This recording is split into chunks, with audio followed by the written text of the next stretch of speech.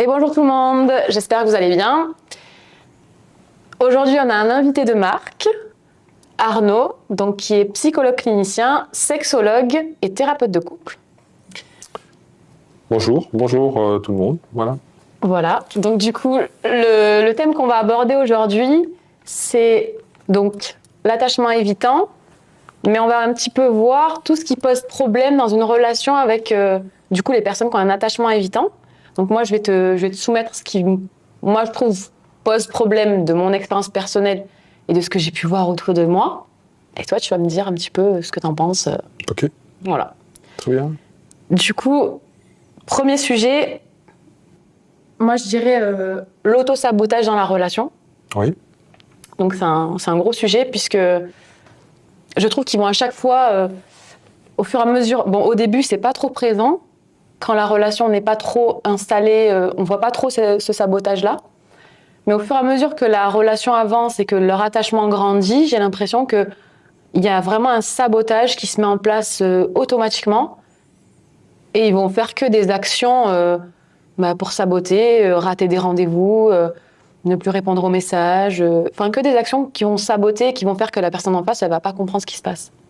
Tu vas me dire un petit peu... On observe souvent que l'auto-sabotage, ça vient surtout d'une pression qu'ils peuvent ressentir dans la relation. Hein. Rappelez quand même que pour l'évitant, il s'agit surtout plutôt d'un lien que d'une relation. On expliquera ça, j'essaierai d'expliquer ça plus tard. Oui. Et que donc, en fait, lorsqu'il y a le sentiment, la perception, la sensation qu'un lien est peut-être un peu trop fort, donc qui ressemble en fait pour quelqu'un de classique plutôt qui s'apparente à une relation, en fait, l'évitant, ce qu'on voit, c'est qu'il a beaucoup de mal avec ça.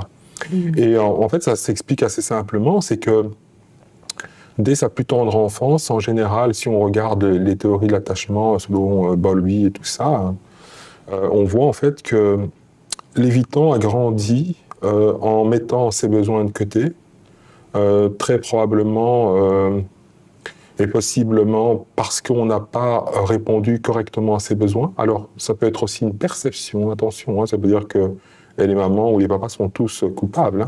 Hein. Ça peut être une perception qu'on ne réponde pas suffisamment bien à mes besoins, ou que si on y répond pas de manière systématique ou de manière de travers. Voilà, et donc, au bout d'un moment, l'enfant se dit, tiens, il va falloir que je garde mes besoins pour moi. Ok.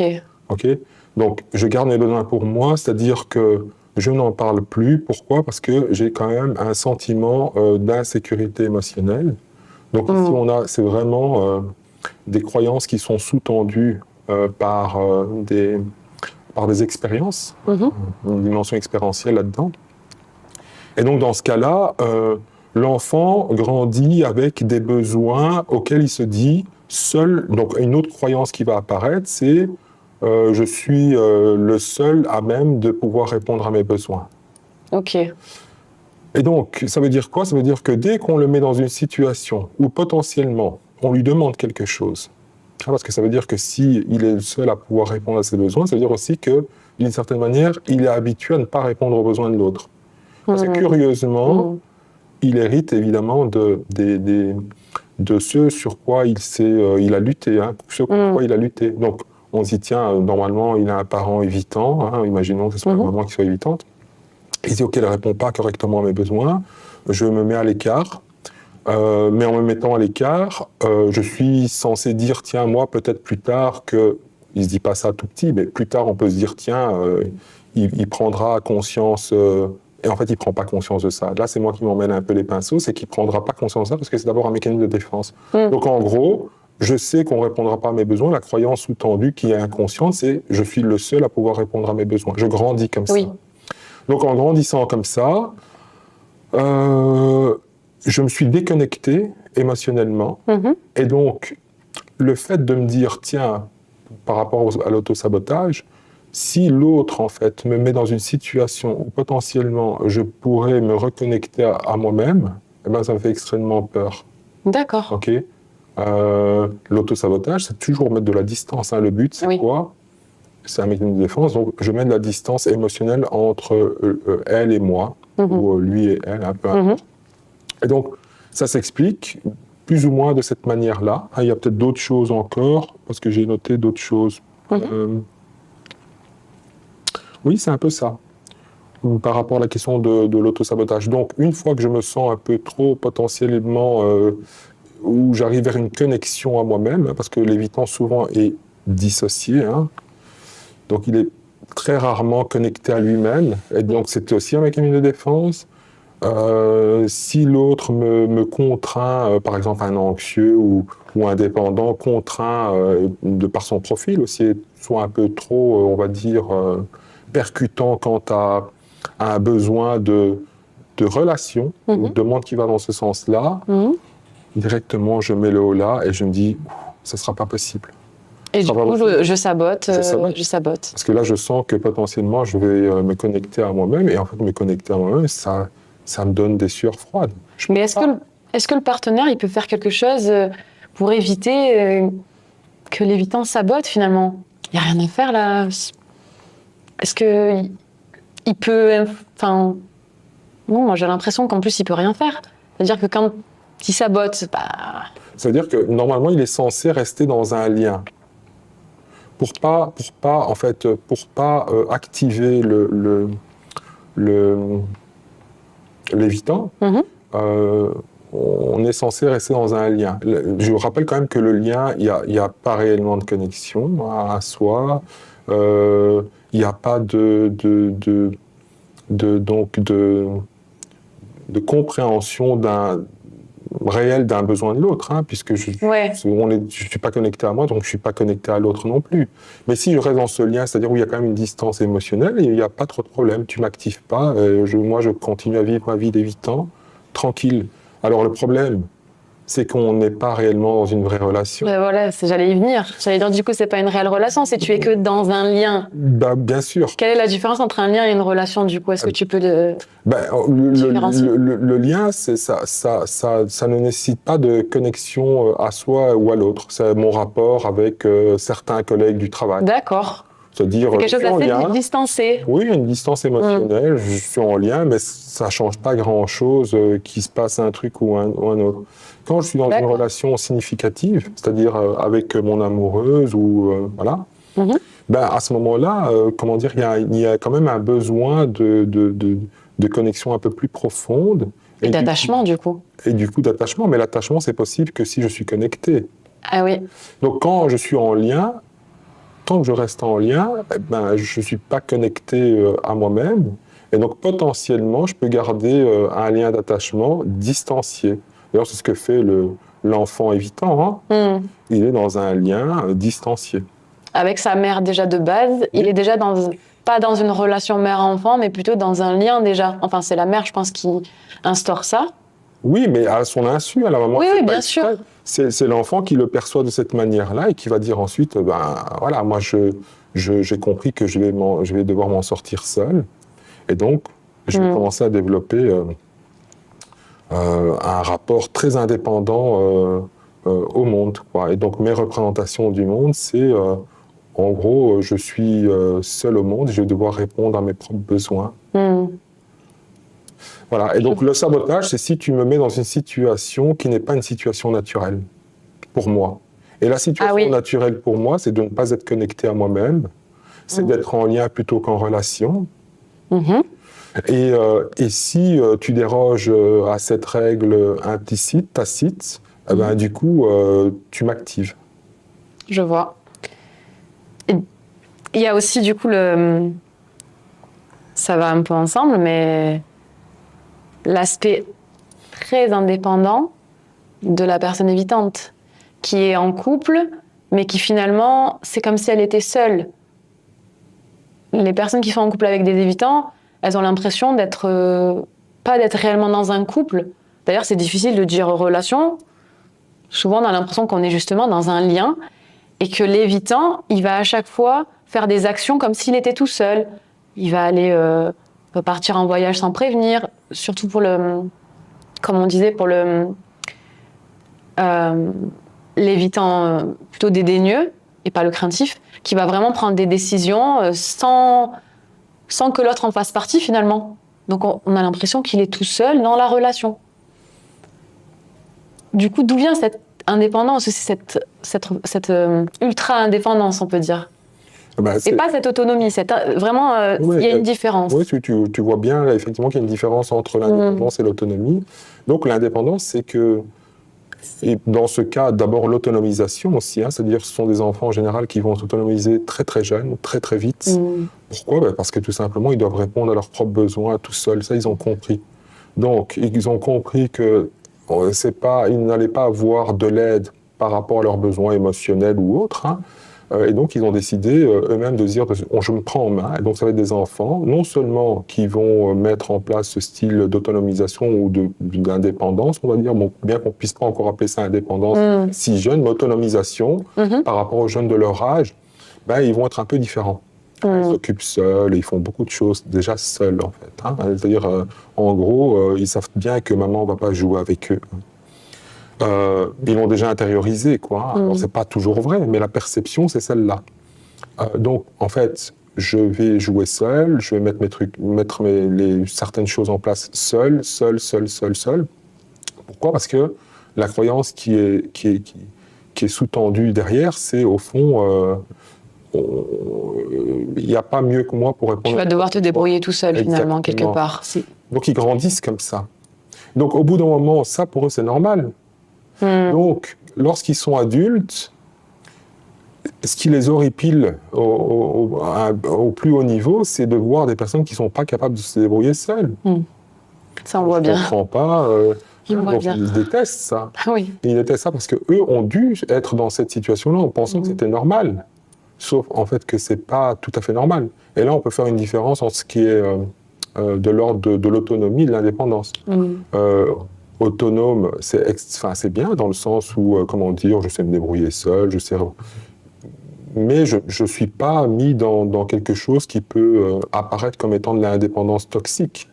C'est-à-dire, me, myself and I, quoi. Il n'y a que moi qui compte.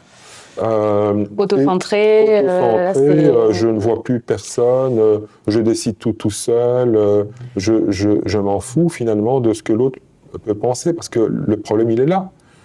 En fait, comme il n'y a pas eu de besoin, il n'y a pas eu un échange dans l'échange de demande, réponse à un besoin, demande d'un besoin et réponse à ce besoin-là, ben, ils sont habitués en fait à fonctionner avec eux-mêmes. Là, c'est un circuit interne qui est présent. C'est-à-dire que quand ils grandissent, au fond, ils ne comprennent pas pourquoi ils doivent dire ou demander quoi que ce soit à l'autre. Donc, en général, alors là, il y a des petites différences quand même entre certains profils quand même d'évitants, mais les évitants les plus, on va dire, les plus intenses, hein, souvent, ils vont vous informer de ce qu'ils font, de ce qu'ils vont faire, mais votre avis n'a pas beaucoup d'importance. Donc, je ne sais pas si ça... On est mis devant le fait accompli, oui, bien sûr. Est-ce que ça, c'est parlant Bien sûr, on est mis devant le fait accompli, en fait. Donc, on se sent clairement seul dans la relation, et l'évitant, il a décidé, sans finalement demander l'accord de la partenaire ou du partenaire. J'avoue que c'est hyper déroutant de voir quelqu'un dans un couple. Ben, c'est comme si on n'était pas en couple, finalement. Je pense que on ne peut pas être en couple dans une relation classique et être indépendant. Qui dit couple sérieux, sérieux dans le sens où il y a une certaine forme d'engagement l'un envers l'autre. On n'est pas sur une relation légère, on est sur des bases établies, etc. Je trouve que d'être indépendant, ça va carrément à l'encontre du couple. Parce que si l'autre il prend à chaque fois des décisions sans en informer l'autre, il ne se sent pas du tout impliqué dans le couple, le partenaire, il se sent complètement seul. Et je ne vois pas comment la relation peut fonctionner. Ouais, pour moi, c'est totalement incompatible d'être indépendant, parce que quand tu rentres dans un couple sérieux, il y a une codépendance qui se crée, une codépendance saine qui se crée, mais l'évitant, fuyant toute forme de dépendance ou même un tout petit peu de dépendance envers l'autre, même tout à fait normal, il le voit comme effrayant finalement. Donc, il va avoir une hyper indépendance qui va mettre clairement à mal et le partenaire et du coup la relation. Enfin, je vois pas comment une relation peut fonctionner en étant indépendant. C'est très compliqué, effectivement. Et on voit de toute façon qu'il y a beaucoup de plaintes des styles d'attachement plutôt anxieux, dépendants, affectifs, etc. C'est très très compliqué parce qu'on est vraiment à des opposés. Et en même temps, c'est que oui, il faut savoir aussi. J'ai oublié de dire une chose tout à l'heure, c'est que en fait, pour pouvoir garder le lien, c'est-à-dire avec la maman, par exemple, en sachant qu'elle ne répond pas, en tout cas la perception de l'évitant, c'est qu'elle ne répond pas à ses besoins, pour garder ce lien, il faut absolument que je crée un personnage qui me permette de pouvoir maintenir un lien. Et ce personnage, c'est un faux self. Ah oui, très présent. Donc moi, tant que je suis dans un faux self, et donc puisque j'ai l'habitude, le personnage faux self, ça me permet d'être en lien et donc pas en relation.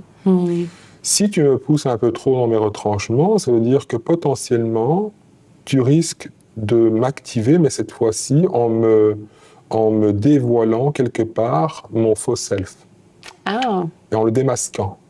Ah oui, d'accord. Ça veut dire... Percer à jour, quoi. Voilà, percer à jour, ça je peux pas. Puisque c'est le personnage qui est là depuis tout petit. C'est-à-dire... Ah oui. En réalité, je tourne pas le dos à ma maman, petit. Je reste, pour rester en lien, je suis obligé de montrer une certaine figure, une posture. Et donc, je dois mettre en place un faux self. D'accord. Je maintiens le lien de cette manière-là. Ah oui. Donc, plus tard, moi, je suis dans mon faux self, mais sauf que moi, je l'ai accepté comme étant moi, en réalité. Ah oui, ça fait partie de ma personnalité. Ça fait partie de ma personnalité. Mais sauf que je tombe maintenant sur quelqu'un qui est un peu plus en demande relationnelle. Moi, je suis habitué à avoir développé un lien et non pas une relation. Mais en même temps, pour survivre, j'ai un faux self. Comme ça, je suis quand même un personnage. Bon. Et on me pousse dans mes retranchements. Potentiellement, on m'active. On m'active pourquoi ? Parce qu'en fait, je vais maintenant devoir montrer un personnage que j'ignore même je ne sais pas très bien qui je suis. Parce que c'est ça aussi le problème de créer un personnage, c'est que un faux self, c'est que on est face à une image, mais une image qui n'a pas été introspectée.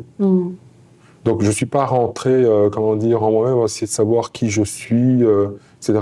En général, l'introspection, c'est très compliqué pour un évitant, parce que ça le ramène à se positionner à partir où potentiellement l'estime de soi pourrait être touchée. Si je fais de l'introspection, potentiellement, c'est déjà compliqué de faire l'introspection, parce qu'en général, on met tout comme ça de côté, je veux rien savoir, j'ai un faux self, regardez l'image que j'ai ici, alors c'est bien ou c'est pas bien, mais en tout cas, j'ai fait en sorte que je puisse toujours rentrer en lien avec les autres de cette manière-là, je insiste, en lien, pas en relation. Si vous me bousculez, ça veut dire que potentiellement, je vais devoir me reconnecter, parce que c'est ça, l'introspection en général, il y a quand même une dimension de reconnexion, et je ne peux pas me reconnecter. Et parce qu'en fait, me reconnecter, c'est la douleur primale. Ah oui. Si je me reconnecte, ça veut dire que potentiellement, je peux souffrir. Or, si je me suis déconnecté, donc si je me suis dissocié, c'est justement pour ne pas souffrir. Ah oui. Donc, je sais que c'est très... je dis ça parce que je vois beaucoup de commentaires sur les évitants. Je vois que beaucoup de gens sont très, très énervés par rapport aux évitants. Et en fait, il faut peut-être aussi... Alors, c'est pas les excuser ou pas ceci. De toute façon, moi, je ne suis pas là pour excuser ou pas excuser. La question, c'est que, voilà, on a un trouble. Bon, on essaye de voir, en fait, de voir quel est le construit, quelles sont les dimensions sur lesquelles on peut potentiellement agir. Mais pour moi, les évitants sont tout à fait, comment dire, capables d'avancer aussi, c'est-à-dire de pouvoir bouger, mais c'est plutôt lent. C'est plutôt lent parce que c'est comme si on demandait à un anxieux, finalement, de réagir complètement différemment de ce qu'il a mis en place pour être un anxieux. Enfin, c'est très compliqué. Donc, je ne sais pas ce que tu penses. Hein, Déjà, sur l'aspect, sur ce que tu dis, quand tu dis que y a beaucoup de personnes qui sont assez énervées contre les évitants, etc. Bien sûr, parce que à un moment donné, je pense que quand tu es dans une relation où en fait tout ce qui est fait en face te fait du mal finalement. Oui. Tout ce qui est fait en face, c'est comme moi je le dis souvent hein, sur ma chaîne, tout ce qui est ghosting, gaslighting. Le slow fading, donc partir en douceur, sans prévenir, le ou la partenaire ne comprend pas ce qui se passe. Toutes ces choses-là, en fait, même si c'est des mécanismes de défense et c'est pour se protéger, ça agresse le ou la partenaire, en fait, qui ne comprend pas pourquoi l'évitant se comporte comme ça. Et puis en plus, en tant que partenaire, en général, au début, on ne sait pas ce que c'est un évitant. On sait juste qu'on est en train de se faire rejeter, finalement. Ça active en nous... déjà, tous les êtres humains ne supportent pas d'être rejetés, mais si en plus c'est un anxieux, c'est encore pire. Donc en fait, ça le touche tellement, ça lui fait tellement mal, qu'il finit par, à un moment donné, s'énerver et finit par être en colère parce que quand vous avez quelqu'un qui essaie de faire de son mieux, je ne suis pas en train de défendre non plus les anxieux, mais je veux dire que tout ce que fait l'évitant va agresser, sans le vouloir, la personne en face, son partenaire qui a un attachement. Quelqu'un qui a un attachement sécure ou un attachement anxieux, il va s'attacher de manière quand même assez normale, enfin même si l'anxieux il va exagérer dans son attachement, mais il va s'attacher, c'est normal, tous les êtres humains s'attachent. Comme l'évitant il veut pas du tout d'attachement et qu'il va couper à chaque fois le lien, quand on te coupe l'attachement à chaque fois, on te coupe le peu de lien que tu as et que déjà on te donnait que des miettes, finalement c'est sûr que tu finis par être très énervé. Bon après tu comprends que c'est un trouble et que il n'a pas choisi d'être comme ça, donc tu vas l'excuser. Mais la colère, elle est quand même toujours là, en fait. Parce que c'est comme si tu te fais à chaque fois piétiner quelque part. Hein. Donc oui, effectivement. Exactement. Et en fait,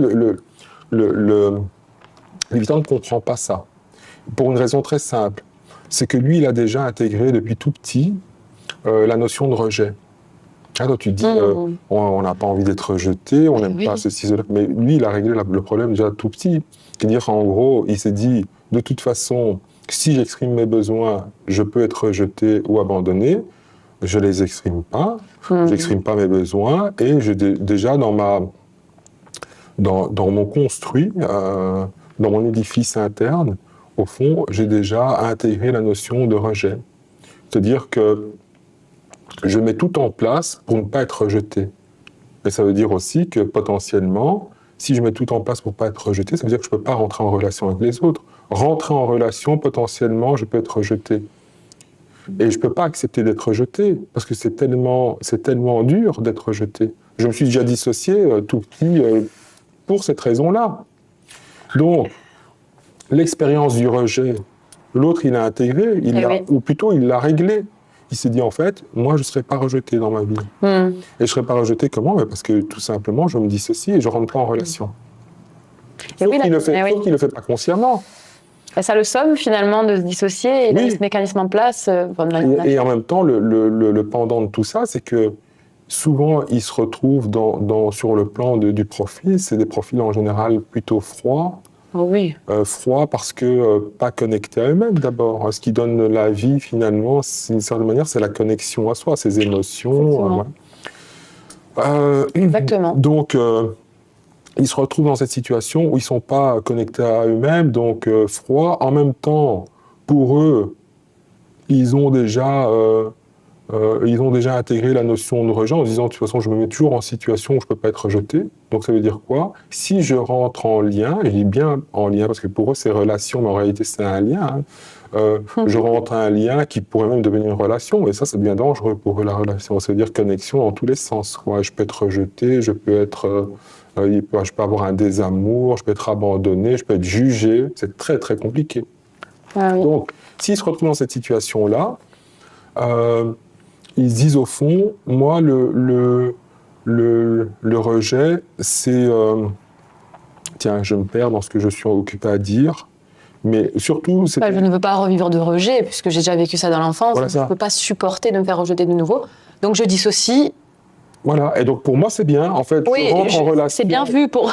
Oui, je rentre en relation avec, comment dire, une partenaire, en fait, tout ira bien tant que je ne suis pas confronté tant que je suis en lien, je me sens mieux que si je suis en relation. En gros, c'est ça. Or, en fait, les anxieux, les dépendants affectifs, et puis même la majorité des gens, une relation, c'est qu'on veut quand même une connexion. C'est bien normal. Voilà, on veut le propre de l'humain quand même. Sauf que pour l'évitant, lui, ça le renvoie vers des choses assez terribles.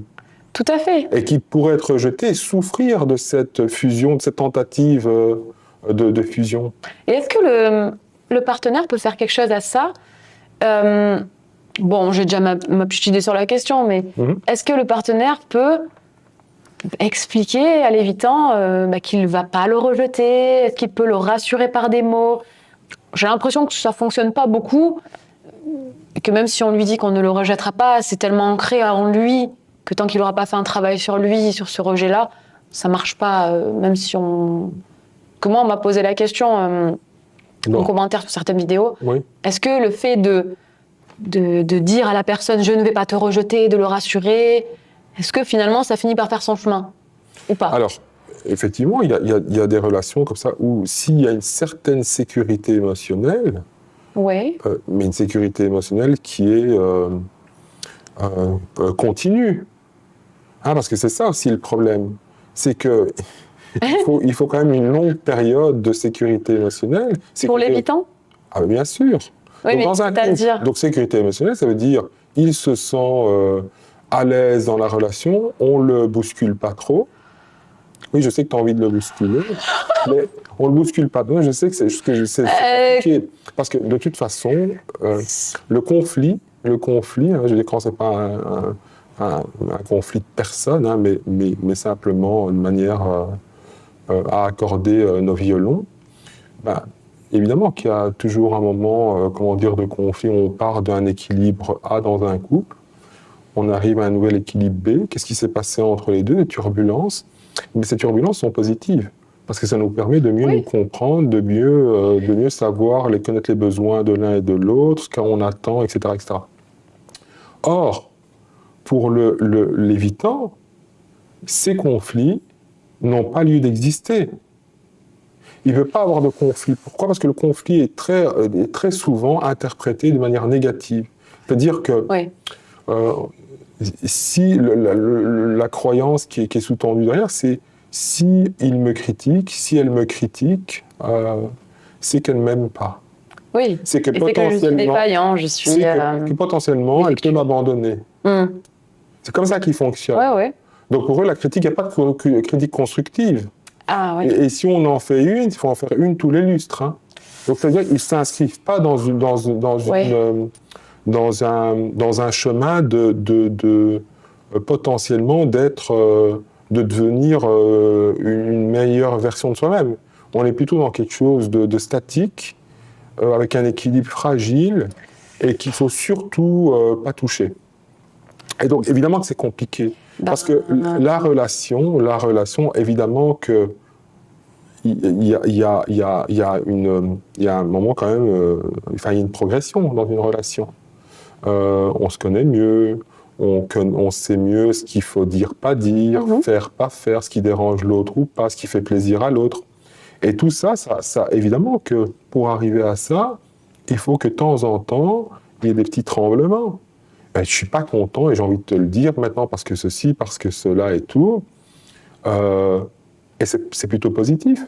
Parce que en gros, dans une relation normale, c'est de dire je peux te faire une remarque tout en t'aimant. C'est-à-dire cette question en fait, de l'ambivalence, normalement, elle doit être gérable.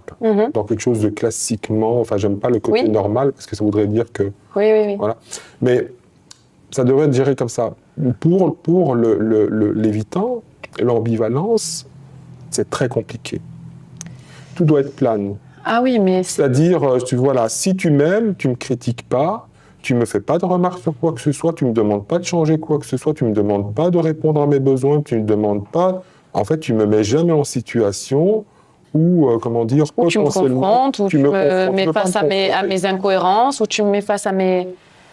Mais ça va pas. Du coup, la relation, on voit bien que là, il y a un gros problème. On est sur une relation à sens unique, quelque part. C'est-à-dire que toi, tu peux te permettre de me faire ce que tu as envie en tant qu'évitant. Tu peux te permettre de... je vais être honnête, je veux dire de me donner que des miettes, de me ghoster quand on a envie, de pas me prévenir quand tu vas quelque part, que j'ai l'impression d'être vraiment seule dans la relation. Et j'en passe, parce qu'il y en a beaucoup des choses. Et par contre, je dois rester linéaire, je dois rester super bienveillante, aimante, t'accepter, ne jamais dire un mot plus haut que l'autre, même quand tu fais des choses qui me blessent profondément, et quand tu me montres que finalement, toi non plus, tu ne m'aimes pas. Moi aussi, je peux me sentir... J'ai aussi des émotions en tant que partenaire, et moi aussi, j'ai le droit, en fait, à ce que tu répondes à mes besoins. Mais je crois que la problématique fondamentale des personnes évitantes, c'est qu'ils ne veulent répondre, comme on a dit tout à l'heure, à aucun besoin. Exactement. Comment, en tant que partenaire, je peux supporter d'être dans une relation où on a l'impression qu'on est quand même deux? Je veux dire, on fait une danse à deux. T'es pas en train de danser tout seul. Tout à fait. Donc, comment on fait pour que notre danse soit harmonieuse si toi, tu veux répondre à aucun de mes besoins? Par contre, moi, je réponds à tous les tiens. On voit bien que c'est du sens unique. Tout à fait. Donc, non seulement le problème d'indépendance fait que c'est des personnes qui ne peuvent pas être dans une réelle relation classique, posée, et en plus, le fait qu'ils ne répondent à aucun besoin, on fait comment? Et en plus, on doit être sécurité émotionnelle, tu disais. Voilà. Comment on peut faire? C'est impossible. C'est très compliqué. On peut pas être une serpillière et se faire marcher. Voilà. Non, à un moment donné, les miettes, ça va 5 minutes, quoi. Sur une relation longue durée, même pas longue durée.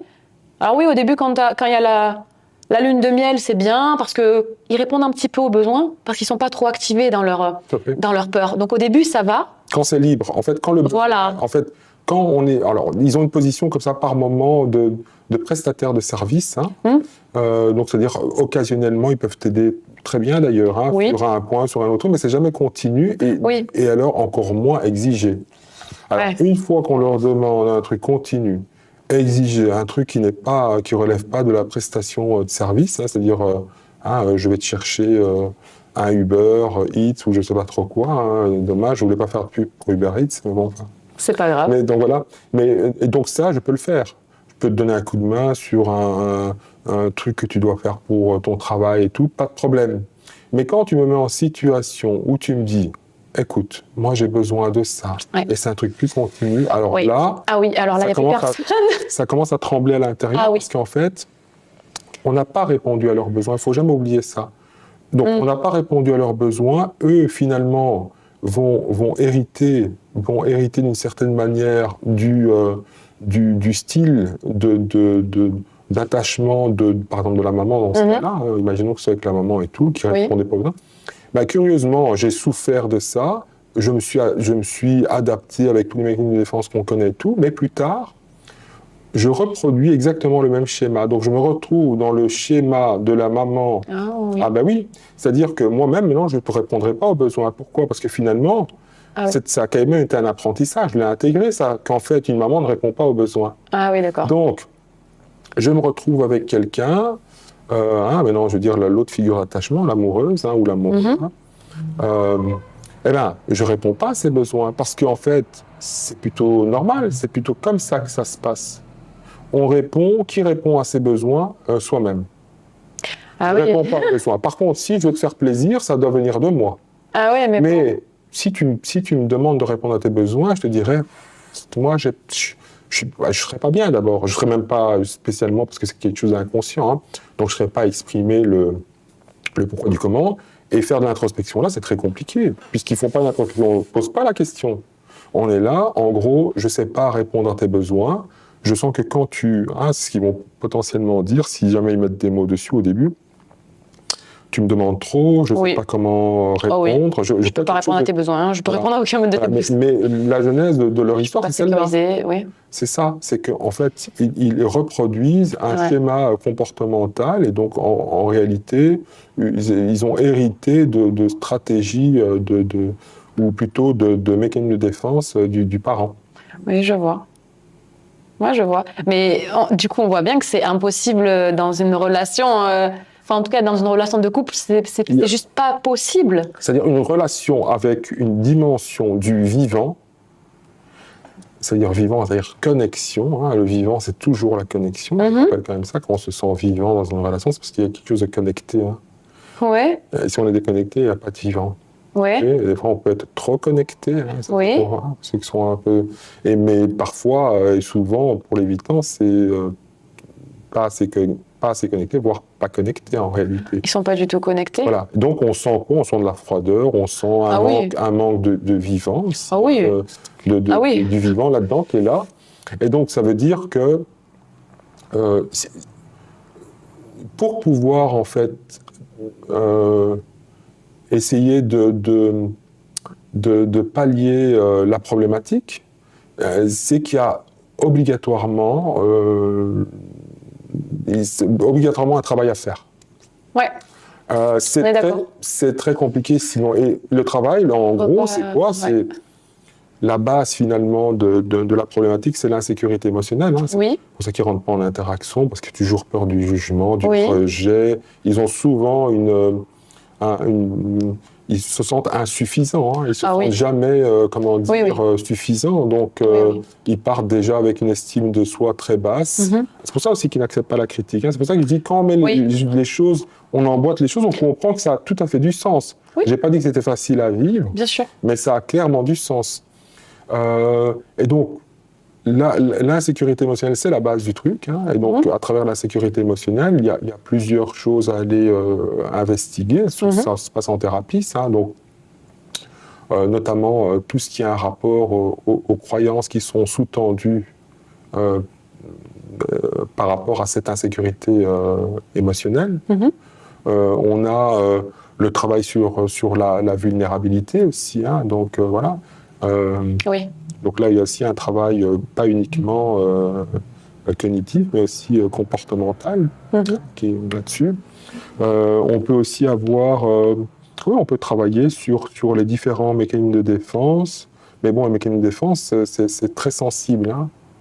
C'est-à-dire, on ne chipote pas un mécanisme de défense n'importe comment. Si un mécanisme de défense est là, c'est pas pour rien. D'ailleurs, c'est pour ça que quand ils sont activés, ils réagissent... ils perdent pied, parce qu'on a touché un mécanisme de défense. D'accord. Okay, donc, c'est ce qui se passe.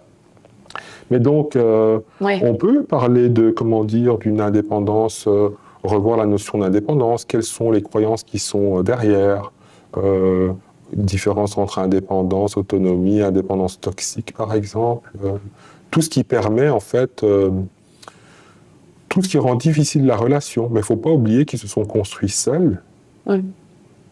Et que donc, ils sont amenés à devoir vivre seuls. Et en fait, quand ils se mettent de côté, ils font un pas de côté comme ça, en fait, ils se retrouvent dans une zone de confort.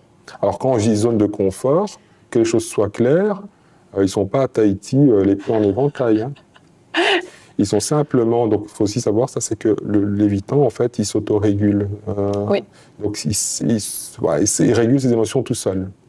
L'anxieux aura tendance à appeler une amie, un ami, voilà ce qui s'est passé et tout, donc à une co-régulation, l'évitant pas du tout. Mais c'est pas... Alors on se dit, mais il est seul, qu'est-ce qu'il fait seul? Il fait de l'introspection? Non, mais bien sûr que... il n'y a jamais d'introspection. Non, parce que la régulation pour... non, parce que la régulation pour l'évitant, c'est plutôt se dissocier, mais à l'aise, quoi. Personne ne me demandera des comptes. Autrement dit, je vais faire toute une série d'activités. J'ai un programme, je planifie toute une série de choses qui me permettent de quoi? De me réguler. Comment est-ce que je me régule? Moi, en tant qu'évitant, en me dissociant. Je ne pense plus aux problèmes, tout va bien.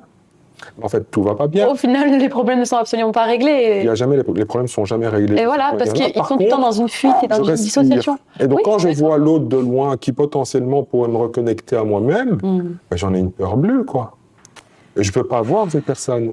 Si je vais la voir, potentiellement, elle me réactive. Et réactivation, c'est pour ça qu'ils s'enfuient alors. Bien sûr, ils s'enfuient pour s'autoréguler. Mais dans un couple, justement, il y a une co-régulation en fait à un moment donné. Quand c'est fait, enfin, il faut que les deux se régulent. Sauf que si l'évitant il est toujours dans une autorégulation, Il a qu'à rester tout seul, en fait, à un moment donné. Pourquoi il se met en couple? Non, mais c'est une vraie question. Pourquoi il se met en couple? Puisqu'il veut se réguler tout seul. Il veut ne pas répondre aux besoins de l'autre. Il est indépendant. Pourquoi il reste pas tout seul? Parce qu'il a besoin de chaleur. Il a un profil. Et lui, il donne de la froideur. Alors, la question, c'est pourquoi vous êtes attiré par sa froideur? En général, parce que tout simplement, au début, il n'est pas froid. Et il n'est pas aussi distant émotionnellement au début. Mais il n'est pas tout chaud non plus. Il n'est pas tout chaud non plus. Mais au début, quand même, on a l'impression d'avoir quelqu'un de tout à fait normal, qui semble, oui, un petit peu froid, mais on se dit qu'il va se dérider avec le temps et qu'il va être un petit peu plus chaud. Il va être à température ambiante au moins. Sauf qu'en fait, au début, comme c'est la lune de miel qu'il n'est pas activé dans ses peurs, on n'a pas la même personne qu'on a après quand même. Il y a un gros changement après. Oui, et le gros changement, c'est quoi? C'est qu'au début, il a pu faire illusion avec son faux Voilà. Oui. Et le problème, c'est que plus la relation va avancer, et plus en fait le faux self va tomber. Ça va se fissurer en fait. Ça va se fissurer, ouais. Là, ça devient dangereux. Parce que lui, le risque, c'est quoi une fois de plus? Si jamais on découvre qui je suis et je me sens insuffisant, ce qui n'est pas le cas, mais il se sent insuffisant, l'autre va le découvrir, et quand il découvrira la vraie personne qui est derrière, c'est sûr qu'on va me rejeter. Tout à fait. Oui. Donc c'est vraiment compliqué à ce niveau-là, mais pour moi, ça veut dire qu'il y a un travail comme ça qui se fait, autour de l'insécurité émotionnelle et de tout ce que j'ai dit auparavant, et c'est des dimensions comme ça qui doivent être... Alors la question, c'est comment est-ce qu'un évitant va chez un psy? Oula. Il n'y va jamais. Grosse question. Alors il y va, il y a quelques cas où il y va, c'est... il vit quelque chose de tellement fort émotionnellement qui l'empêche finalement de fonctionner. Il y a un problème, là je sais plus où j'en suis. D'habitude il gère, pourquoi? Parce qu'il est dissocié. Mais là il s'autorégule, là il n'arrive pas à s'autoréguler. Il n'arrive plus à s'autoréguler, il n'arrive plus à se dissocier autant. D'accord. Donc il vit des charges émotionnelles très très fortes. Donc là il y a une chance pour qu'il aille voir un psy. Une autre manière de voir un psy, c'est la plus fréquente, c'est en réalité, eux se rendent compte de rien, mais il y a la partenaire qui dit si tu continues comme ça n'ira pas. Risque de rejet dans un mariage ou dans une longue relation. Et à ce moment-là, on y va, mais celui ou celle qui porte le mandat, c'est le concubin, c'est le compagnon. Oui, en gros, l'évitant, il y va pour faire plaisir. Il y va pour faire plaisir. Au partenaire. Donc, au niveau de la motivation, il n'y a rien. Et d'ailleurs, du coup, ça ne tient pas, en fait, parce qu'il ne reste pas longtemps, en général, en thérapie, quand ça ne vient pas de lui. Exactement. Donc, on doit souvent regarder la question du mandat, qui porte le mandat, parce que c'est important, notamment par rapport à la motivation et donc la capacité, la motivation, donc la force qu'on met à un changement potentiel dans l'entreprise d'une thérapie. Et pourquoi ils ne vont pas se faire aider finalement? Par exemple, parce qu'on les met souvent, on les compare souvent, même s'ils ont des profils complètement opposés, parce que l'un a développé un attachement anxieux, dépendant affectif, et l'autre un attachement évitant. Pourquoi l'anxieux, il est plus enclin à aller se faire aider, à aller se remettre en question, à aller voir un psy, plutôt que finalement l'évitant qui, franchement, il va... ultra rarement, faut le dire, c'est dans les cas ultra extrêmes de burn-out, de deuil, de grandes maladies. Pourquoi l'anxieux, il est plus enclin? Alors l'anxieux, on a vu tout à l'heure l'évitant dans sa phase enfant, donc dans le rapport au lien d'attachement, à la maman par exemple, ou au papa, mais bon, c'est souvent la maman. Maintenant, il faut expliquer l'anxieux. Alors, l'anxieux aussi, c'est intéressant de voir finalement, lui, comment est-ce qu'il se construit sur ce plan-là. Et ça va répondre à la question de l'introspection. En tout cas, je vais essayer d'y répondre de cette manière-là. Donc, la première chose qui se passe, c'est que l'anxieux, bébé, lorsqu'il se retrouve face à une maman, par exemple, qui le gronde ou qui n'est pas contente, il ne se met pas en retrait, il ne se referme pas sur lui-même. L'anxieux, il essaye d'être mieux. Ah oui. Donc peut-être je ferai plus de sourire à maman si je vois qu'elle n'est pas contente. Je veux lui montrer que je sais faire plein de trucs et tout. Pourquoi? Parce que moi, je recherche cet amour de maman. Okay? Donc j'ai pas pris la fuite comme a fait le truc. Donc à ce type de comportement-là, l'évitant, lui, il se met en retrait, il dit « Ok, d'accord, j'ai compris que là, ça va être compliqué. » L'anxieux, il y va. Moi, j'ai besoin. Maman, regarde, je fais plein de sourires, je fais plein de ceci, je marche, je fais ceci, enfin, peu importe ce qu'il fait. Bref, il essaye de plaire. Oui. Donc ça, c'est important parce que lui, face au risque d'abandon, il met quelque chose en place. Donc, il se remet en question. Oui. Ah, peut-être que maman, en fait, ceci, cela. Donc, qu'est-ce que je peux faire pour... Alors, tout ça se passe évidemment sur le plan inconscient, on est d'accord. Oui. Bon. Il dit, comment est-ce que je vais m'investir plus et mieux? C'est tout à fait l'inverse de l'évitant, hein, on est d'accord. Donc, voilà la réponse qu'il donne à la figure d'attachement, hein, donc la maman, en l'occurrence, ici. Et ça amène à quoi? Enfin, ça met en relief quoi? Cette capacité d'introspection. Il peut déjà introspecter quelque chose, se dire, tiens, peut-être que je ne suis pas assez ceci, pas assez cela. Au lieu de dire, j'ai peur de me faire abandonner, je me renferme sur moi-même, non. Il dit, qu'est-ce que je peux faire pour? OK? Donc l'anxieux, il se trouve dans cette situation-là. Et donc, qu'est-ce qui se passe maintenant pour l'anxieux quand il se retrouve face à un évitant? Parce que là, en fait, je dis ça parce que j'ai lu aussi dans pas mal de commentaires, effectivement, tout le monde est, voilà. Mais ça serait bien aussi de ramener quelque chose aussi à l'anxieux. Donc, l'amoureuse ou l'amoureux, donc l'amoureuse évitante pour l'anxieux, ou l'amoureux évitant pour l'anxieuse, potentiellement, c'est la figure d'attachement de départ. Oui. Donc, l'amoureuse égale symboliquement, c'est la mère symbolique. Oui. Hein, il faut un transfert sur le ou la partenaire. Oui, et donc l'évitant, qu'est-ce qu'il fait à ce moment-là? Lui, il part, puisque c'est sa spécialité, hein, il part. Et qu'est-ce que fait l'anxieux? Il fait comme quand il était petit. Qu'est-ce que j'ai pas fait de suffisamment bien? Donc peut-être que je pourrais faire ça. Et alors, il commence à mettre toute une série de choses en place. Et pour ça, ça lui demande d'introspecter quelque chose. Parce que ça veut dire que, tiens, peut-être que je suis pas assez bien, peut-être que j'ai pas fait les choses correctement. Donc, il va essayer toute une série de choses. Hein. Donc, l'anxieux, c'est ce qu'il fait. Ah oui. Hein? Okay. Oui. On voit que c'est un rapport directement avec le lien d'attachement dès le départ. Tout à fait. Et donc, il se dit, mais j'ai pas envie d'être abandonné, mais moi, de toute façon, je connais pas la théorie de l'évitement, je pars et tout. Donc, c'est que je suis pas assez bien, mais j'ai pas envie d'être abandonné. Qu'est-ce que je peux faire de mieux? Je fais exactement la même chose que quand j'étais petit. Comment est-ce que je peux être mieux et comment est-ce que je peux faire plus et mieux? OK?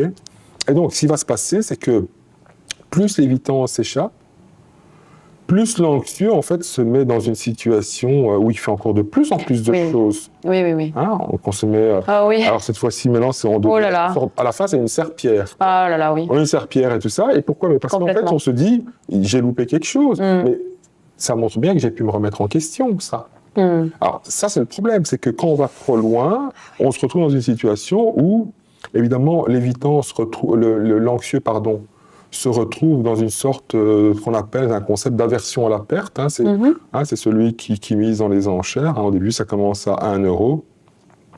Mais j'ai un objet... en fait, la théorie veut que plus je mise sur un objet, plus je m'attache. Oui. Okay? Oui. Donc, si on remonte chaque fois l'enchère de 50 cents, on commence à 1 €, donc ça veut dire que j'ai misé quasiment 40 fois pour arriver à 20 €. 40 fois, je suis déjà en train de créer un lien d'attachement. Ah oui, je vois, oui. Donc, moi, j'augmente les enchères. De l'autre côté, on part. Hein, et donc, en gros, maintenant, c'est moi qui suis activé. Qu'est-ce que je fais? Je poursuis l'évitant, évidemment, ça c'est normal. Alors, dans les faits, c'est pas normal, mais on comprend bien la dynamique ici qui met en perspective, en fait, cette fois-ci, l'envers du décor. Plus du côté de l'évitant, mais du côté de l'anxieux. Et donc, c'est comme ça que l'anxieux est activé par l'évitant cette fois-ci. Pourquoi? Parce que pour lui, c'est chaque fois que je ne fais pas assez bien, il y a quelque chose que j'ai mal fait et il faut que j'aille toujours de plus en plus loin. Et je pense que je lis ça aussi, Naï, parce que Je pense que c'est important aussi. Je vois beaucoup d'anxieux qui se plaignent Bien et sûr. c'est aussi important qu'ils comprennent parce que finalement, cette histoire d'évitant et tout ça, bon, même si c'est quand même sur le plan amoureux, c'est vraiment, c'est pas gai du tout, mais Oui, on va dire quand même que ça nous ramène à nous-mêmes oui, et ça doit aussi finalement, ça révèle des failles oui, voilà, souvent, parce que je vois souvent des anxieux qui sont dans cette situation-là, en tout cas qui ont le profil d'anxieux. Il n'y a fait. pas que, hein, évidemment, Oui, oui. et donc ça, c'est aussi une manière de se dire, tiens, c'est une faille que j'ai en moi, et c'est aussi une manière d'expliquer qu'est-ce qui se met en branle Mm, lorsque, cette fois-ci, l'évitant vous active. mm. Parce que nous, on parlait tout à l'heure de l'anxieux qui active l'évitant, mais l'évitant active l'anxieux. Bien sûr, Et l'anxieux, qu'est-ce qu'il fait? Ben, il suit. bien sûr. Comment je vais plaire à la maman symbolique? Ouais, Et je fais tout. Une roue, un flic-flac, tout à fait. tu vois. Enfin. Donc on est, voilà, C'est vrai, c'est vrai. voilà. Donc